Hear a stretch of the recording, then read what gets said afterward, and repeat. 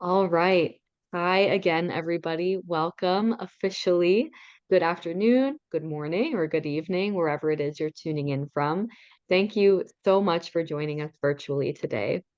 My name is Hayla Alawi, and on behalf of Atmosphere Press, I am so pleased to welcome you to today's live author reading of new literary fiction. We're going to be hearing from Dr. Sandra Walton Wilson, reading from Unveiled Voices, a mythology, released on December 3rd. Christian Gilman Whitney, reading from I Have Never Felt Alive, a novel, released on January 28th. And hopefully also Eric Larsen, reading from Eternal Damnation Stories, released on November 26th. All three of these authors' books can be purchased both from online retailers and from select bookstores. And of course, you can view the books on Atmosphere Press's website to learn more.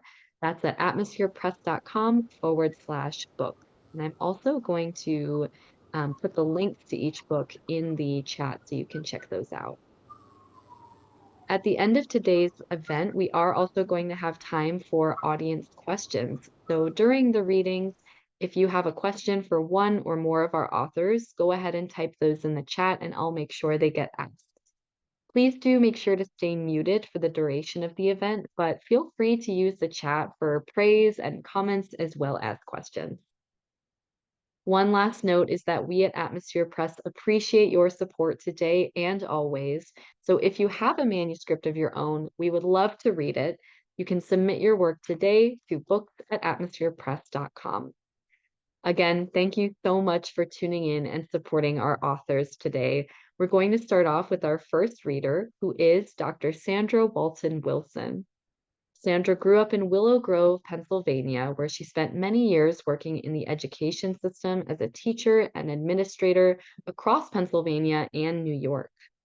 Her paintings have been displayed in numerous shows, such as the Women's Caucus for Art, Temple University, the Bowie City Hall in Maryland, and the African American Museum of Philadelphia.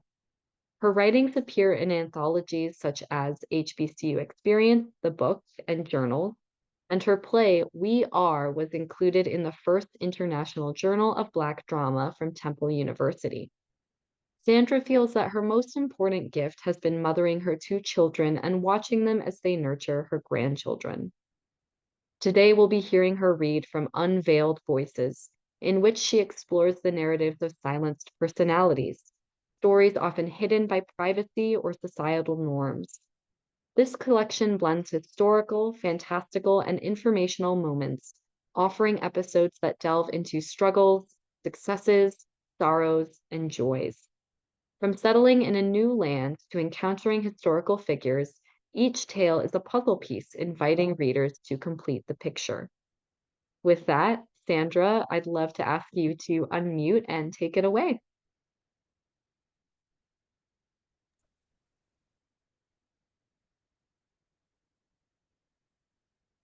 Unveiled Voices is a collection of stories, short stories and poetry, theatrical presentations.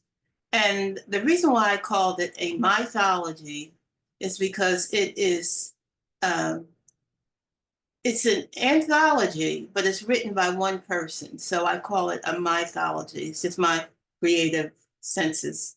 So what I want to do is I want to start out today reading you a little bit of the very first story in the book, which is it's called the finale. So it goes a little bit like this. A tiny woman sat alone on the edge of a cliff. The unborn baby that she had carried for 8 months pushed a foot against her skin, seeking comfort. She placed her small hand tenderly on the moving lump and rubbed until the unborn rested. Although her legs and arms were covered with scratches and her feet were blistered and bloody, she ignored the pain and she rested. She was lost in the woods after days of traveling. The distance, angry barking of dogs competed with the beauty of the fall leaves for her attention. The creek below offered the music of water slapping against the sides of the rocks, proving that the water level had swollen after yesterday's rain. As she watched an orange, yellow, and black butterfly light on a honeysuckle flower, the appearance of nature's way of painting a memorable picture, she stored it away in her mind for a smiling time. The sweetness of the honeysuckle filled her mouth as she tasted its juices. She never had the time or freedom to revel in the serenity of such beauty. She wanted to share this moment with someone, but there was no one. She protected this miracle of nature by promising to remember it. Although the hostile sounds grew nearer, songs of her childhood began to fill her spirit, and she remembered a song that she was told that could help her run away. This small essence of a lady, covered in dirt and rags, began to sing the words in her mind. Steal away, steal away, steal away to Jesus. I ain't got long to stay here. She never liked that song. It didn't have a happy beat fit for dancing. Yet it was a catchy tune, and she would use it to get to a safe place. She wanted to sing it out loud, but she knew that too much time had passed and not enough ground had been covered. There seemed to be no safe place, and she was so tired. That's the beginning of the finale. The idea is to paint pictures with words so that you become the reader, become not only the reader, but the character that's in each story. Okay. The next thing I want to read to you, because I have poetry and I have some dramatic presentations in here, I want to read to you from a poem.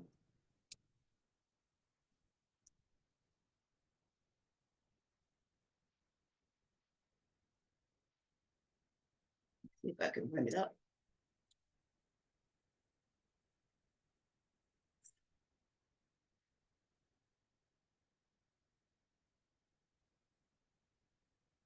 Doesn't seem like it's coming up, so I'm going to have to read it from.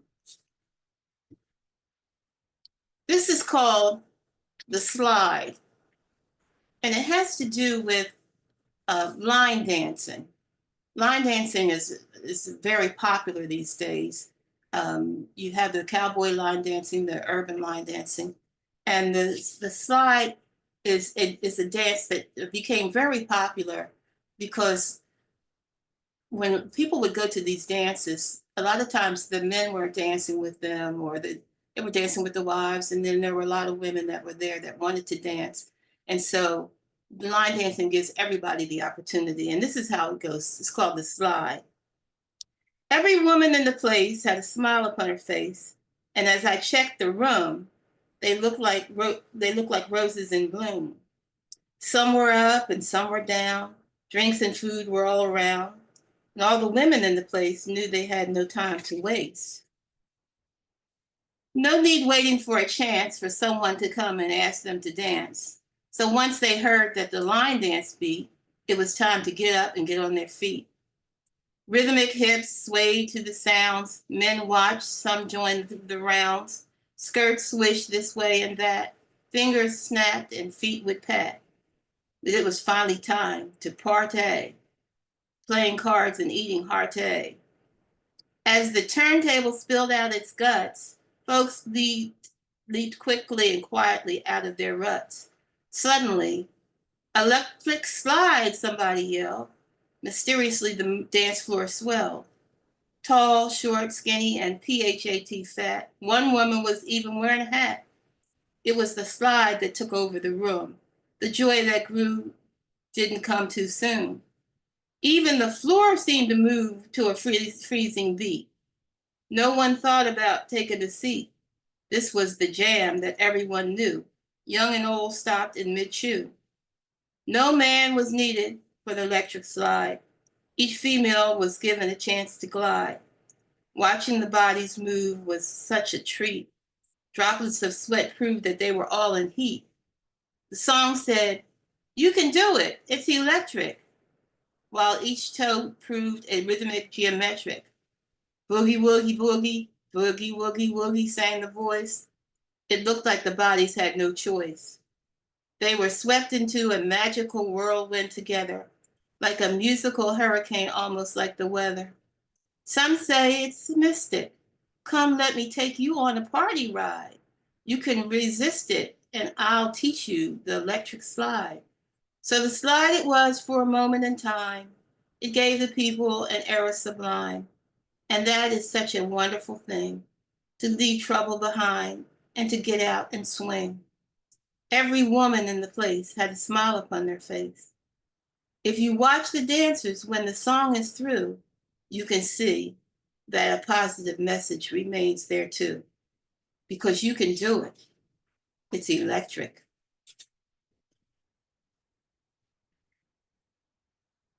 And the last thing I'm going to read to you is, it's called The Laundresses. When I was a little girl, I would go to visit my godmother or my aunt, and there would be a number of women there, and they were doing laundry. There might be 4 or 5 ironing boards going, and friends laughing and talking, and they would be working on the laundry at that time. This was before, you had the laundromats and all of those things.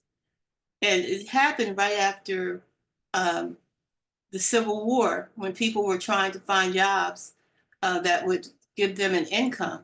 And so you had a number of the women who were doing laundry at that particular time, and they became entrepreneurs. So this is dedicated to entrepreneurship. My Aunt Nancy spelled her name Nancy with an E. She was both an employer and an employee. Her days were laundry-based with business tactical nights. She worked hard to make sure that all her workers got their rights. A smart business owner knew the success of ordering, receiving, so she made sure of a positive demurrer, and sometimes it was deceiving. With a business sense assured that approval always pays well, she knew that laundry talents and personality encouraged her sell. Separate those whites. Put the darks in those baskets. Don't overload that machine. It will surely blow a gasket. Put all of those colored places in one of the separate piles and stop checking out the items according to their styles. Now, Mrs. Murphy's clothes are folded sitting right over there, but Mrs. Kane's special order is back there somewhere. Just make sure that those are separate. Keep them far apart. Come on now, get to stepping. You'll know how to work real smart. On the shelf is my special detergent. Yes, the one that I made. I've even bartered that soap. If I can, get a decent trade.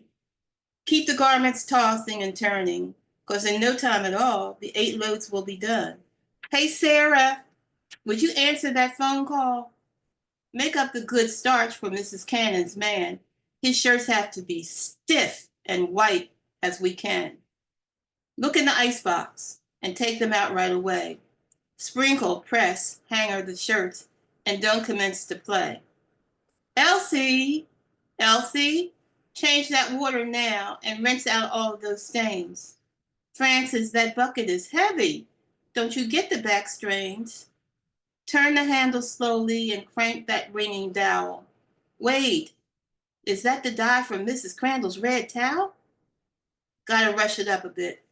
Lucy, Francis, Elsie, and Louise, start the ironing right now, and no gossiping, if you please. No gossiping. Girls, did you hear about that brand new handsome man? Yeah, he's so cute. It looks like his skin is the color of sand. Well, I heard tell that Mary Louise just had another set of twins. She surely needs clothes for those kids and lots of safety pins. Did you hear the solo that Pastor asked Mamie to sing? Girl, it was awful, all off key, loud and everything. Miss Nancy, sheets are ready for the mangle. Louise, come here and help me get out this tangle. Where's Miss Lear's stuff? It has got to be ready. She's pulling up right out now, looking at her, walking all unsteady. I guess she had too much of her favorite red wine. Wonder why she drinks so much. Her clothes are sure fine. Go out and help her up those steps, please, Mabel. Hurry, Louise, and grab her stuff off the dining room table. Finish up the ironing and get away from the door. I'll deal with her. You know she'll be trying to take a tour. Corral her in the living room, please. Right now, right away. She is so nosy and always has something negative to say. Good afternoon, and how are you doing today, Mrs. Lear? Your clothes are all ready. They are all sparkling right here. Here's your receipt, and everything's written down, and thank you. Oh, no, not next week, Mrs. Lear. I will see you in 2. Well, ladies, it's getting dark, and everything is done. Thank you for working hard. You always make it fun. So go home, get some rest. Tomorrow's another day. No worries, it's Friday. Yes, you will all get your pay. As the ladies depart in different directions, they laugh, they hug, and exchange some reflections. From a day filled with washing, folding, and pressing, thinking, thank God for this job. Miss Nancy is a blessing.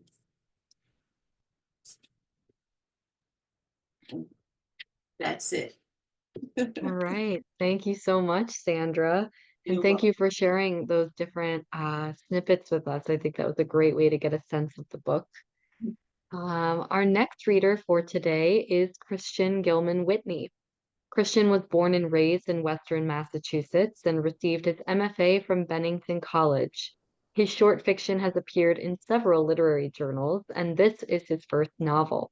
You can learn more at www.writtenbycgw.com. In the novel that we'll hear from today, I Have Never Felt Alive, we see a fast-paced slice of life coming of age story about Ryan, who returns to his hometown to visit his ailing mother over a chaotic weekend. While there, he reconnects with old friends and his on-again, off-again girlfriend, falling back into the trappings of alcohol, drugs, and sex, and confronting his past, his parents' expectations, and his uncertain future. We'll hear more of the story now from Christian himself. Thank you, Hala.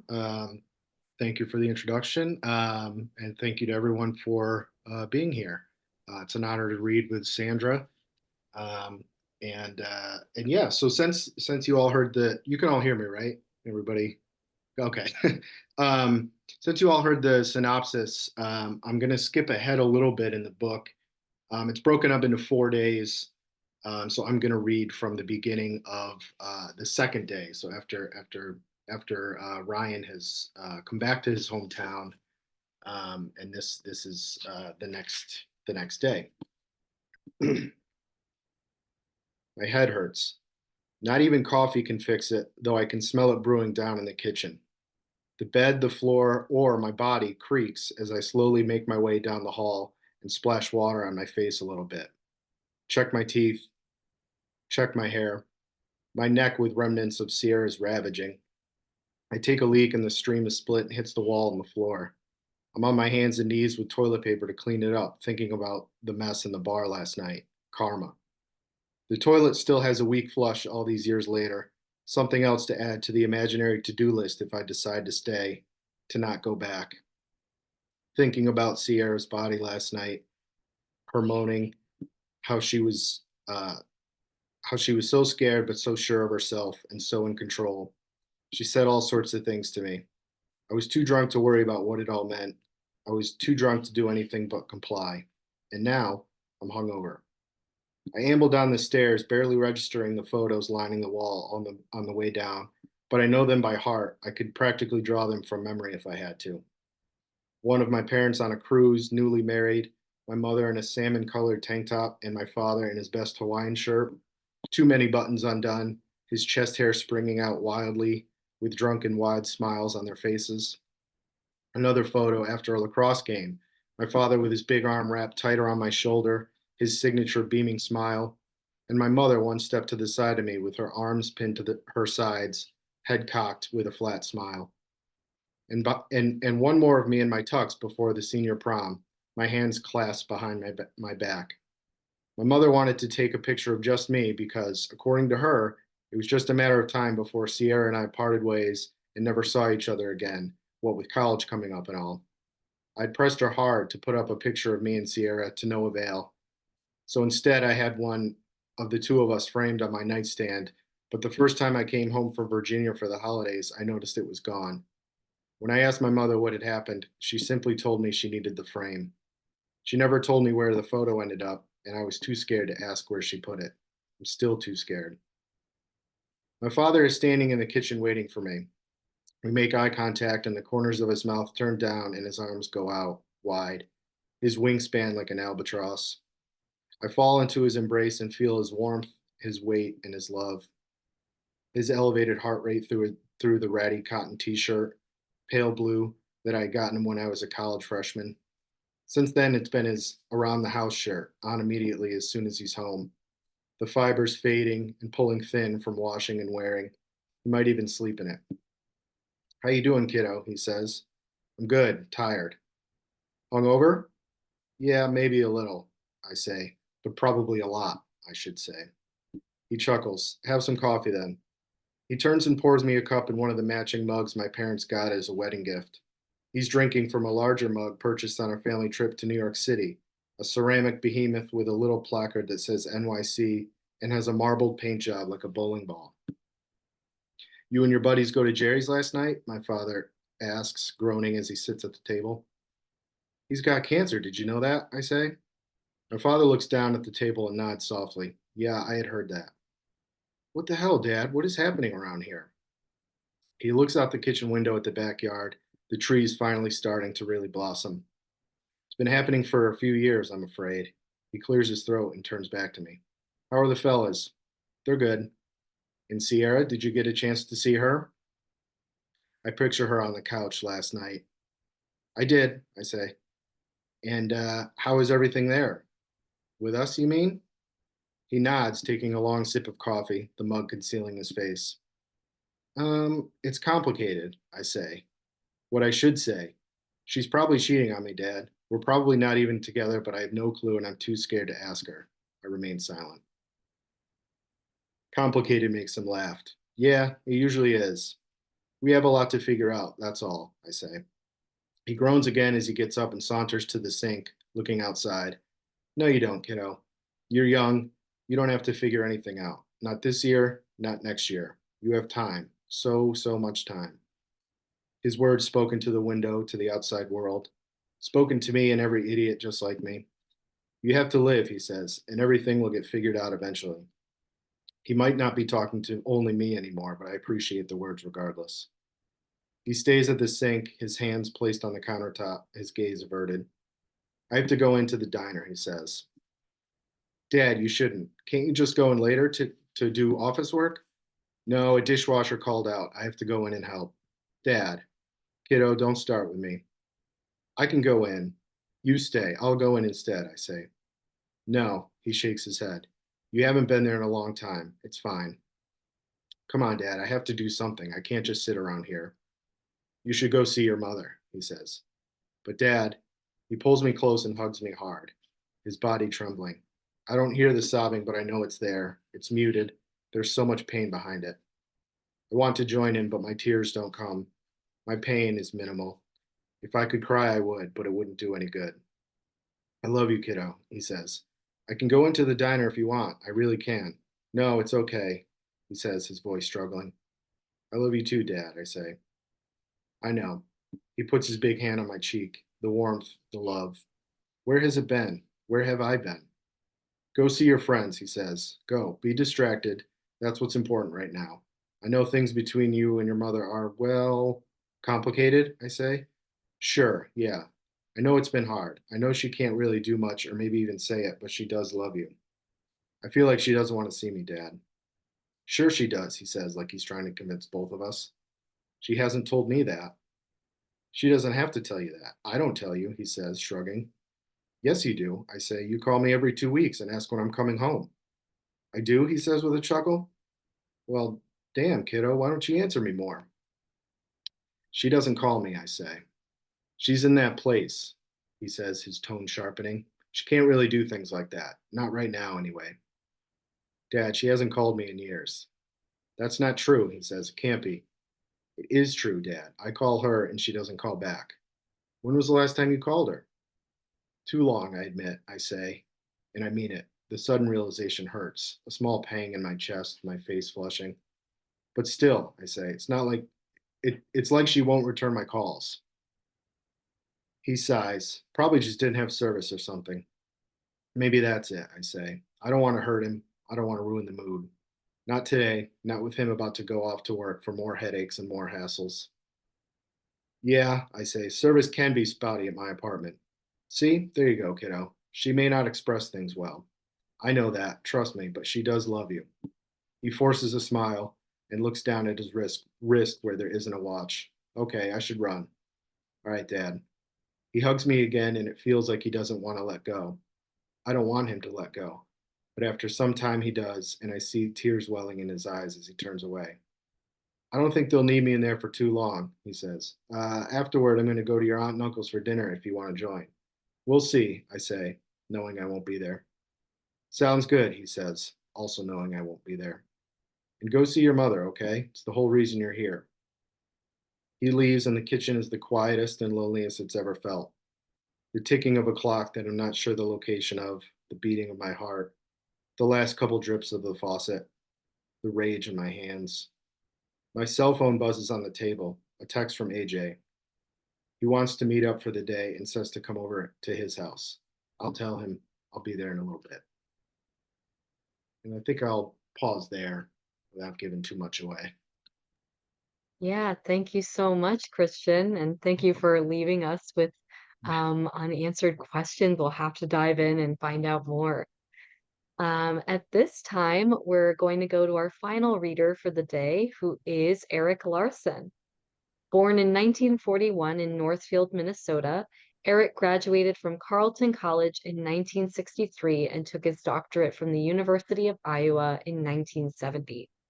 For over 3 decades, he taught in the English department at John Jay College of Criminal Justice, retiring in 2006.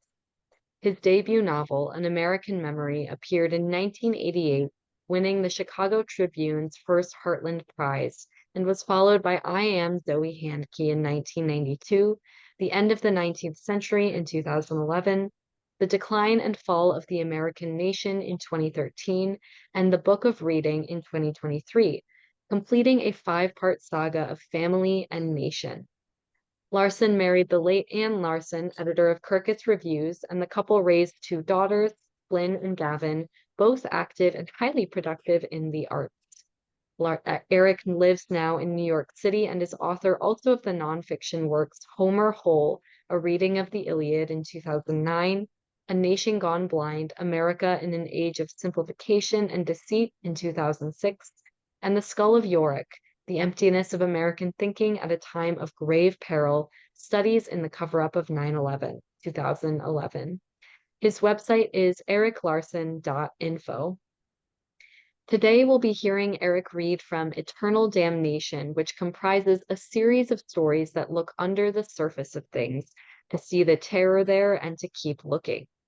These stories are quiet and thoughtful, their voices refusing to be made up of the tropes, images, and attitudes usually mistaken for quote-unquote reality. Their characters may not see the expected things, but what they do see is clear and real, if cruelly so. Let's now welcome Eric. Thank you so very much, Hala. It's nice to see you again, and I want to greet my colleagues who have read so beautifully, and also to thank all those who have tuned in. I thought perhaps I should start by showing the cover of the book. Is it visible? It's called Eternal Damnation, with sort of a light-colored top half and a dark-colored bottom half, which suggests heaven and hell, but I'm not sure about the literal meaning of either one. However, there's a butterfly on the sky part of the cover, and that's supposed to suggest hope. But on the other hand, it may not be as hopeful as one could wish. So I'm going to read the little story that accompanies the butterfly, or that introduces the butterfly. It's very short. It's called Transit. One afternoon, in autumn 1912. On her uncle's farm in Minnesota, she sat on the lawn and watched an apple tree fill up with monarch butterflies. As she sat there, more and more butterflies flew up and landed until the tree seemed to be made up not of branches and leaves at all, but only of quietly fanning brilliant wings. Sunshine flooding down from a blue sky added brightness to the sight. The girl's name was Hannah, and she was not yet 5 years old. But she was to remember this afternoon and the tree of butterflies for the rest of her life, a life that, as she approached its end, seemed to her to have been hardly more than a few moments long. The butterfly is ephemeral and yet a sign of hope, and I believe that that was drawn from my own mother, actually, a memory that she had as a very young kid. She was not quite that old, but she was back then. And so it stayed with me and it became part of the cover of Eternal Damnation. On the other hand, however, there is the bottom of the cover to deal with as well, the dark half. And so I'll read another short little piece that will suggest why the bottom half, or part of why the bottom half, is perhaps not the most light and blue like the top half. It's called A Perfect Morning. Again, quite short.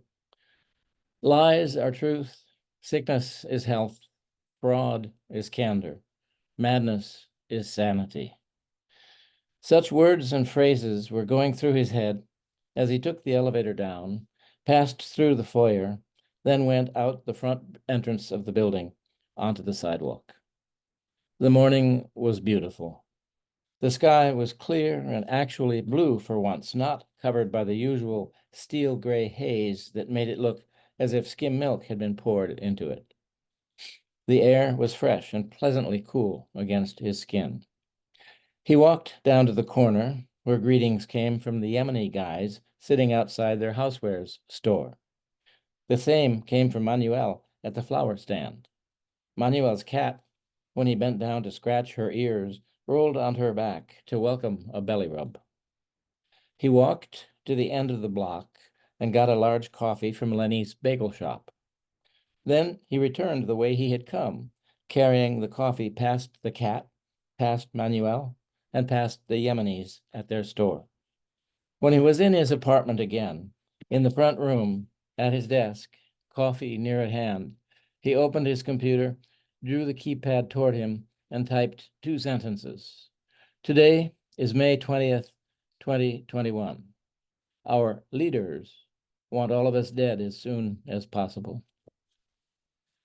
Suggesting some of the stress and doubt and despair of the COVID era, which this book is full of. Some of the stories allude to the person here, a fellow named Malcolm Reiner, who is the same guy, by name at least, as in the novels that precede this book. He was attempting to write a book that failed, and there's references to it, but he was able to write these little short pieces.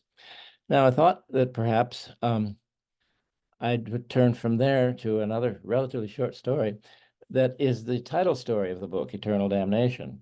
And so that's what we'll do now. It's, again, a brief one, but not quite that brief. Eternal Damnation. No one in my family really believed in God anymore, but none of them would admit it, at least not in so many words, not even my father.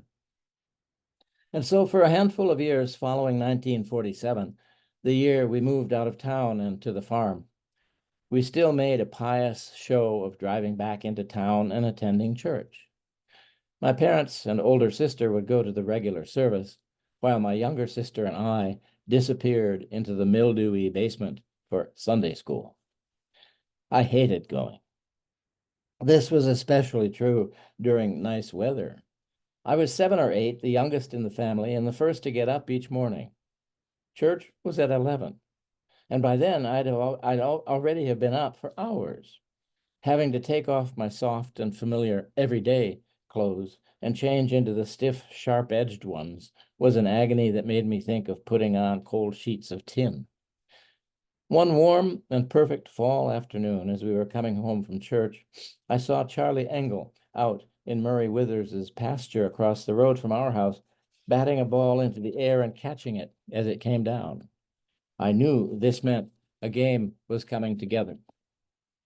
Upstairs, I tore off my church clothes and jumped back into my soft and worn ones, grabbed my bat from behind the kitchen door, took my mitt off its peg, and ran across the road into the pasture. There were 10 altogether, and we played until the end of the afternoon. I got along with everyone except Charlie's oldest sibling, his brother, Bill.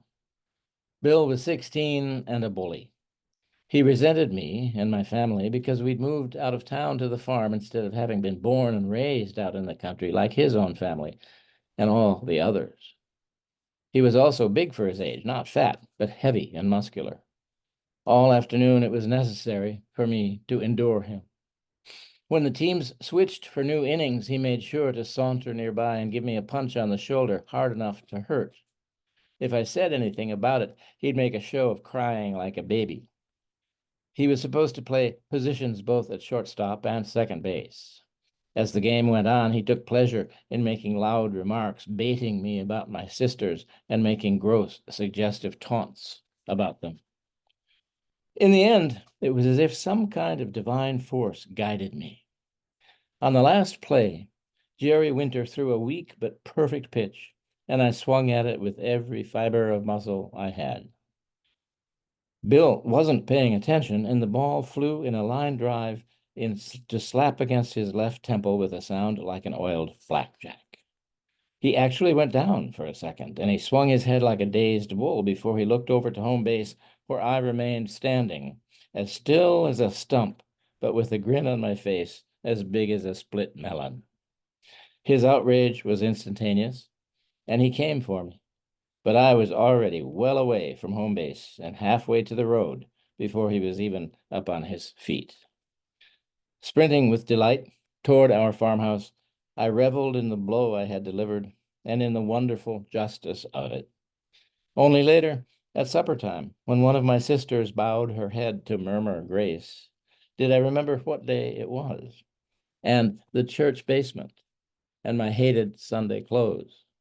It occurred to me then that what I had done might have been a sin, and that I might face eternal damnation and agony unending for it. But the satisfaction was too great, and by the time supper was over, I had cast that doubt from my mind.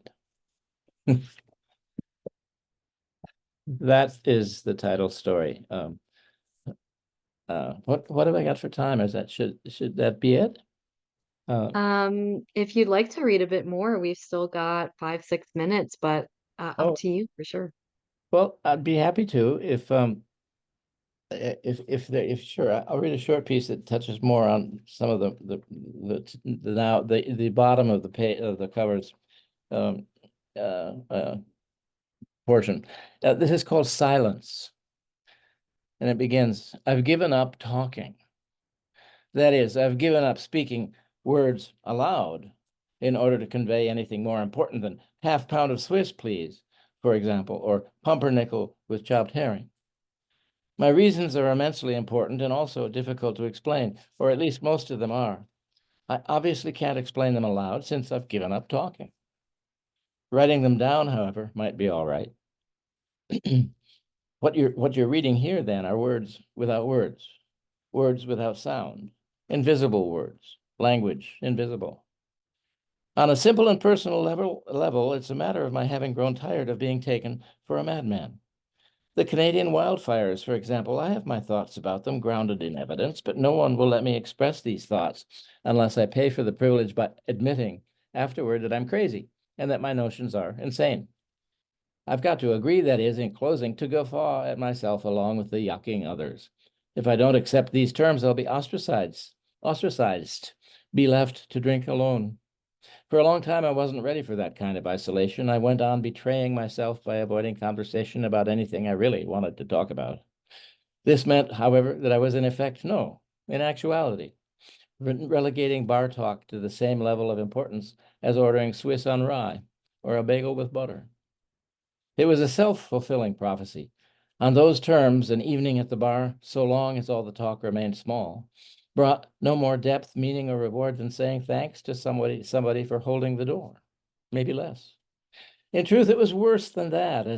As my barmates went on with the small talk of their choice, movies, actors, television shows, maybe sports, I realized that in order to remain companionable, I had been required to commit suicide. I'd been required to smother the part of me that was most alert, observant, alive, the part in the greatest need of knowing the truth at any cost, the part that was most familiar to the figure in the most similar to the figure in the famous Munch painting, The Scream. My friends at the bar, Tom, Dave, Vicky, Carla, Roger, Helen, thought I was insane at those times when in fact I was being the most authentic, natural, and real. They preferred the lobotomized me, the one with his tongue cut out, the one gone blind. That's the one they liked. We're past the tipping point right now. To make it sound like nature did it.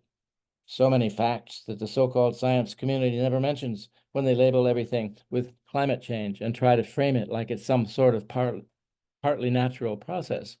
There is nothing natural about the imploding planet that we're all passengers on, nothing natural about it. Headline, this factory breeds 30 million mosquitoes per week. Or vaccines. Let's talk about vaccines. No, can't mention, mustn't. And not just among my friends. The whole nation now, deaf and blind. The whole nation in the millions upon millions, blind, deaf, doomed. Repeat after me, blind, deaf, doomed. Until this point has come, the point we've now reached, the point where a person can't commingle, can't be out of the group, except like in my case, by pretending not to be myself, pretending not to see what I see, read what I read, understand what I understand. If I want to be sociable, it's necessary first to be a liar, to lie like a rug, by both omission and commission.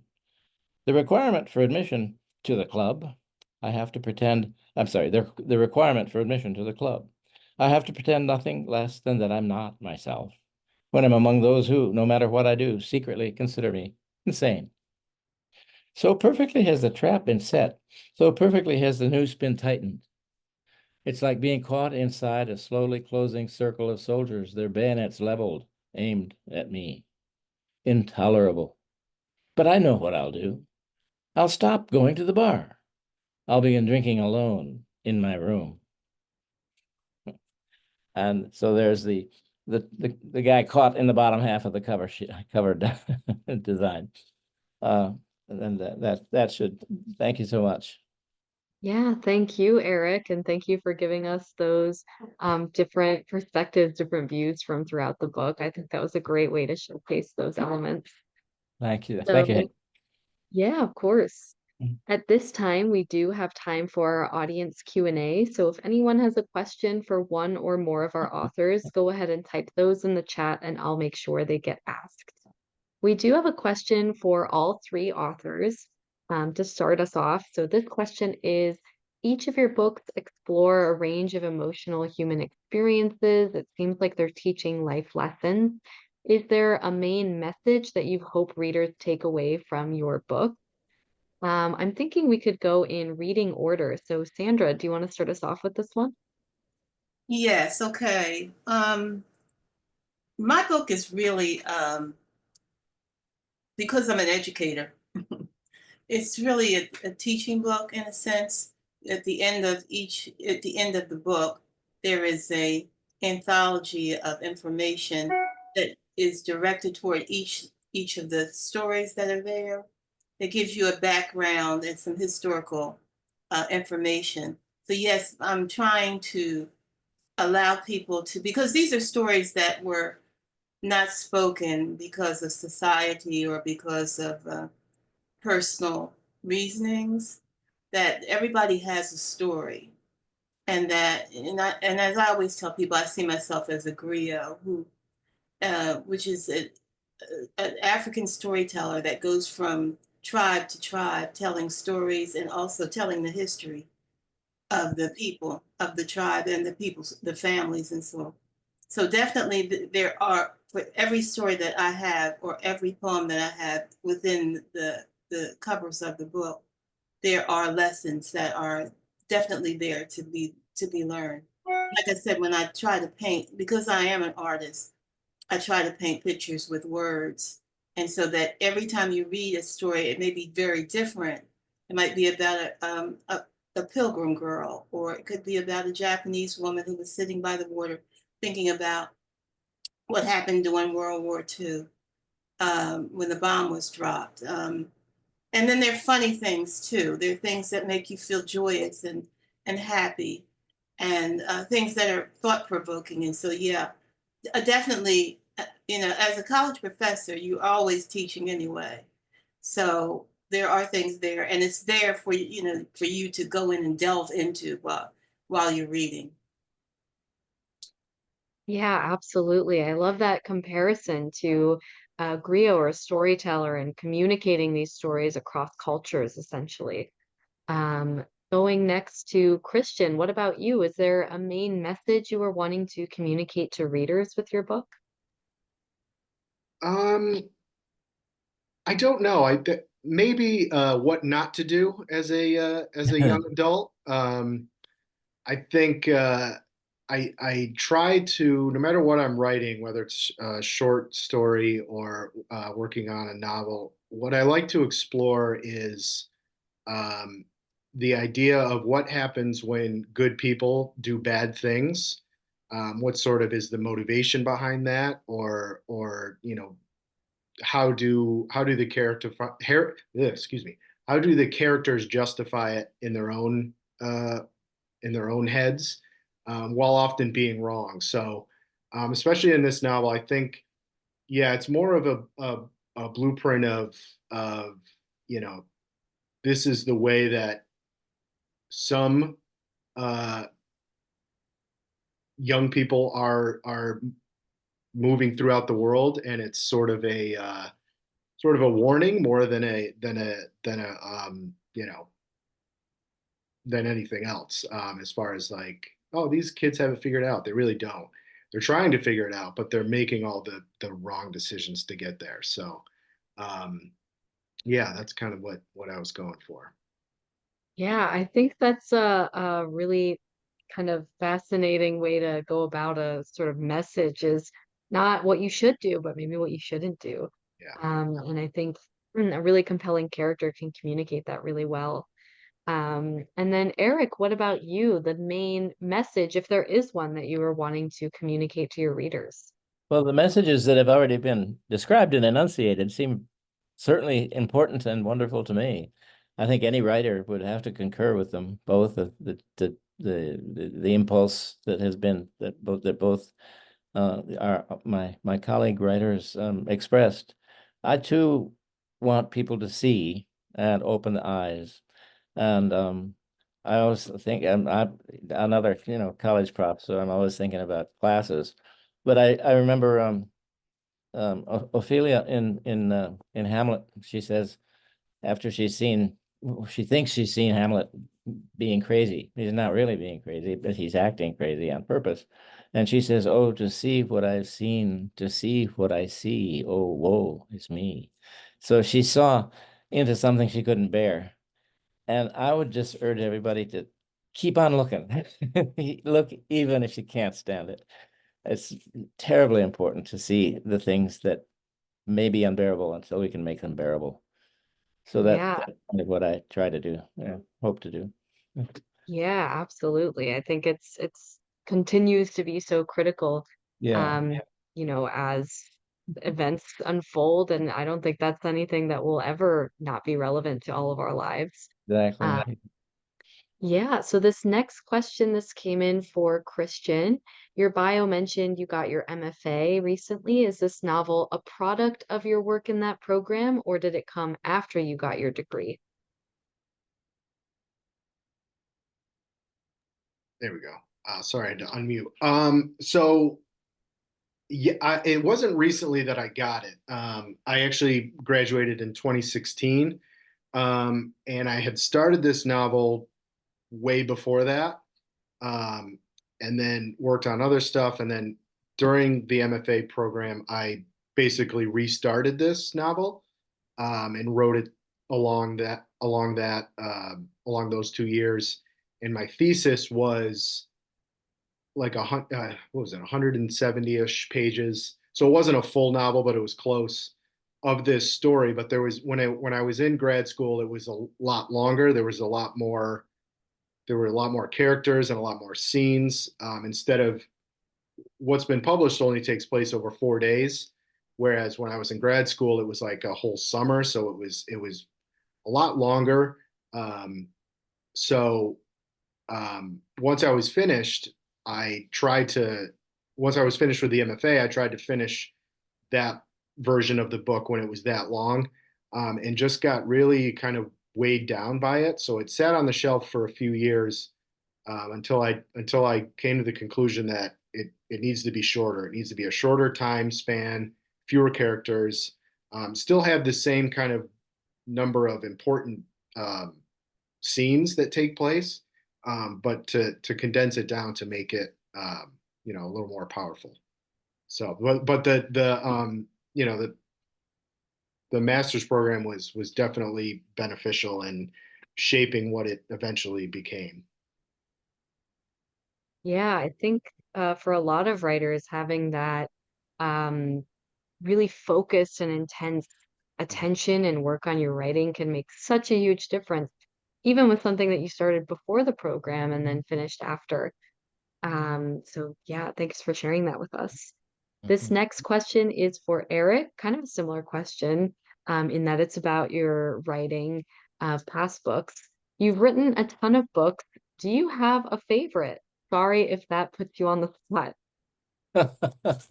No, it doesn't put me on the spot at all. I think it's kind of a nice question for me.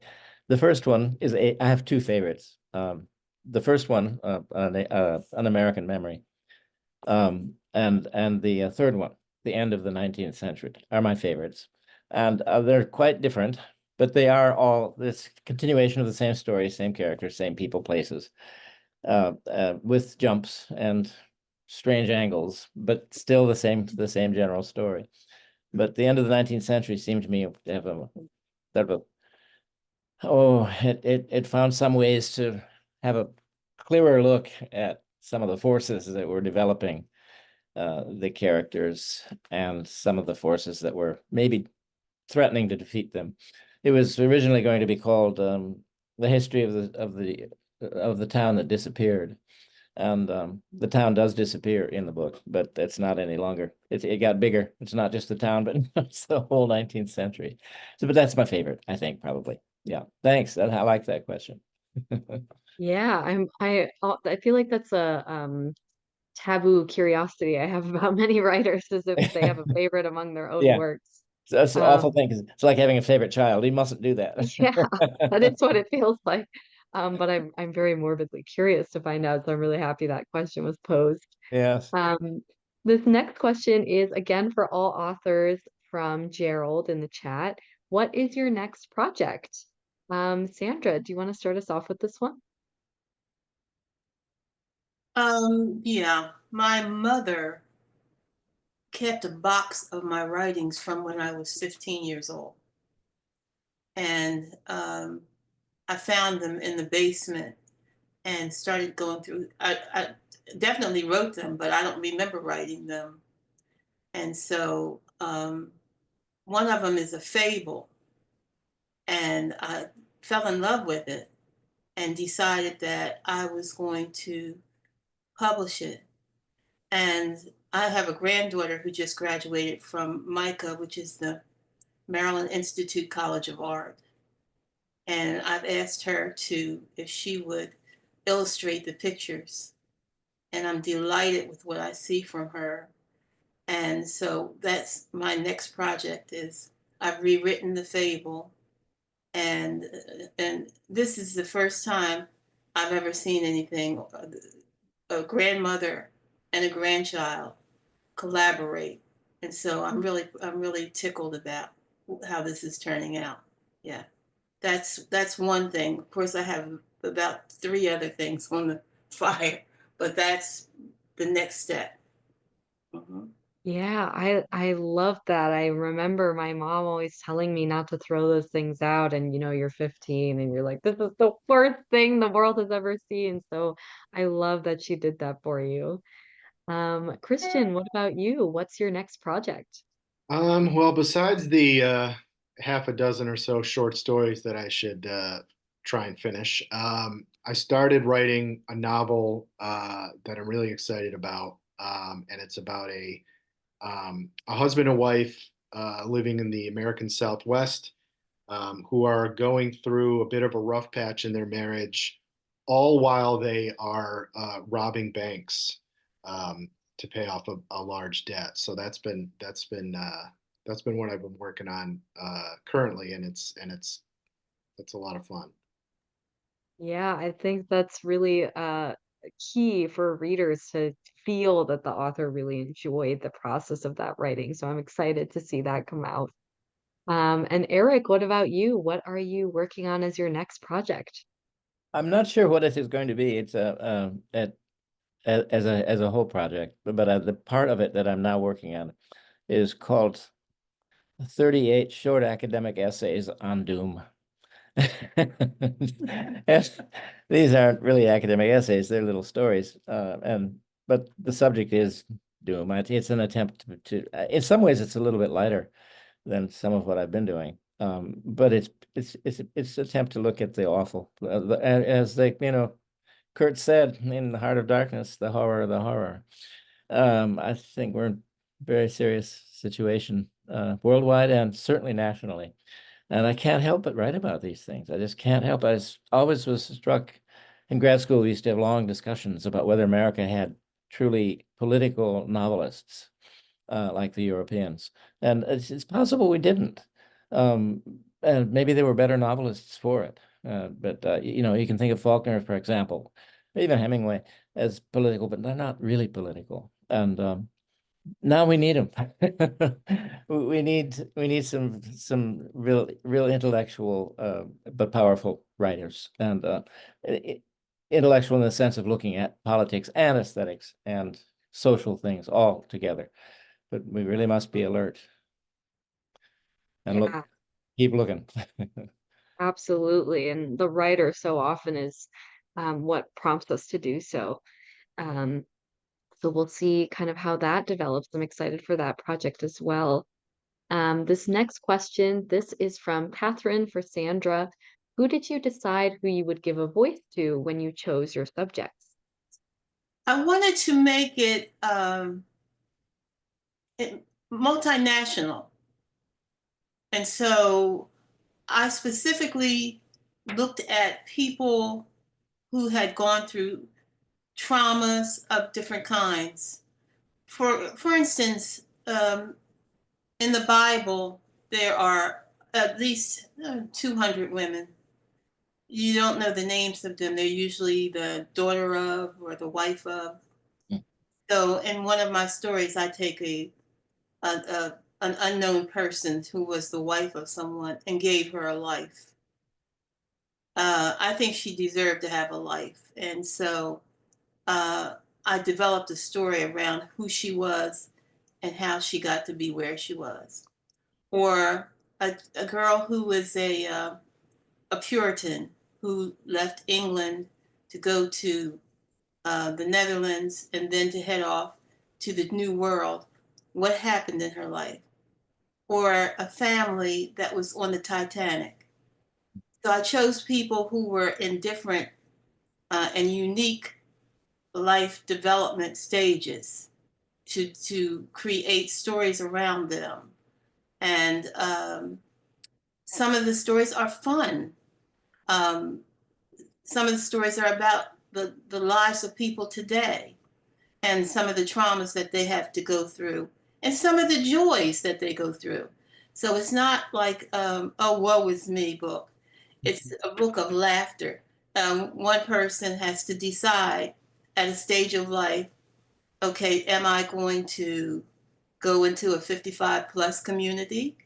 Am I going to buy a vehicle and travel around the world, around the country with a pet dog? Or am I going to buy a little house, a tiny house? And how it develops by going to a junkyard and how that whole scenario turns completely around for her to make the decision that she has to make. So it's different situations. It could be going on a honeymoon, or the first kiss, or the first job.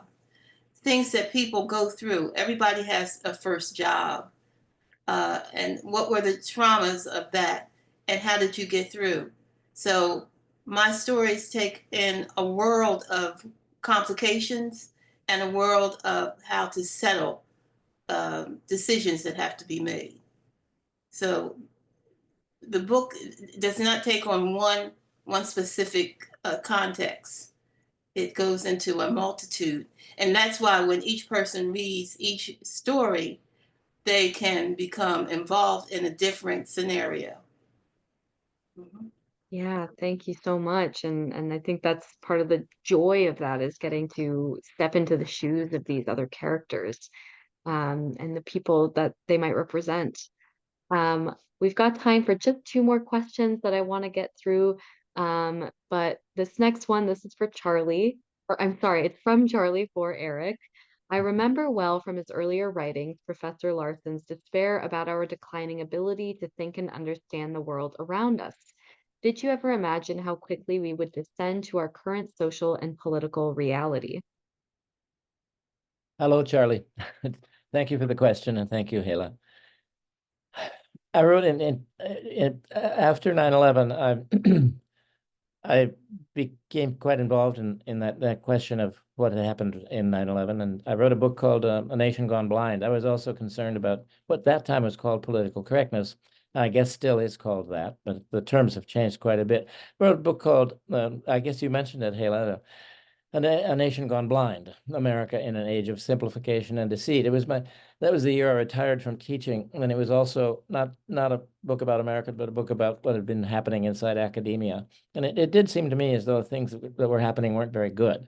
Certainly weren't very good for the academics themselves. They weren't really very good for learning and knowledge and for preparing people to be whole and complete. There. Who was it? It was what 19th century poet wrote about Sophocles, was it? I think, who said he saw the world steadily and saw it whole, and that was used to be applied also to Shakespeare. As if people can see the world whole and steadily, then I think we'd be better off. But they were so splintered and so broken up into shards that, and I think that's encouraged as well by certain elements of the leadership that don't want us to do as well as we might, but want us to be broken into pieces and that way more easily controlled. So I guess I probably was pessimistic from the start. I would love to become optimistic. I'm going to try to work on that. Very hard job. So, Yeah, it's definitely a very hard task. But perhaps it's one that could be taken on as we go forth. This final question, this is one more for Sandra. Will there be a book 2 of Unveiled Voices since you have so many stories in your Griot selection as mythologies? Yes, there will be. Unfortunately, I can't seem to let go of this concept, and the stories just keep coming. And yeah, I'm definitely going to be working on another one of those books. It's just there, and you know, I have to put it out. I'm sorry, I can't keep it to myself. I think there's no apology necessary. I think there's a lot of people who will be excited to see the next thing. So lots of exciting things on the horizon from all of our authors today. At this time, I just want to say thank you so much to all three of you for being here with us and sharing your books and your words with us. Thank you to the audience for joining us as well and helping us celebrate these authors together. Don't forget for everyone that you can order Eternal Damnation, Unveiled Voices, and I Have Never Felt Alive from the links in the chat. I just put them in there one more time for everybody so they're easy to access. Please also consider checking out atmospherepress.com. You can browse our new and forthcoming releases, sign up for our email newsletter, or you could submit a book manuscript of your own. You can submit your work to books@atmospherepress.com and just let us know that you attended today's event. We'll look forward to hearing from you, but until then, that's it. So have a great rest of your weekend, everyone. Thank you, Hela. You. Thank you. Bye.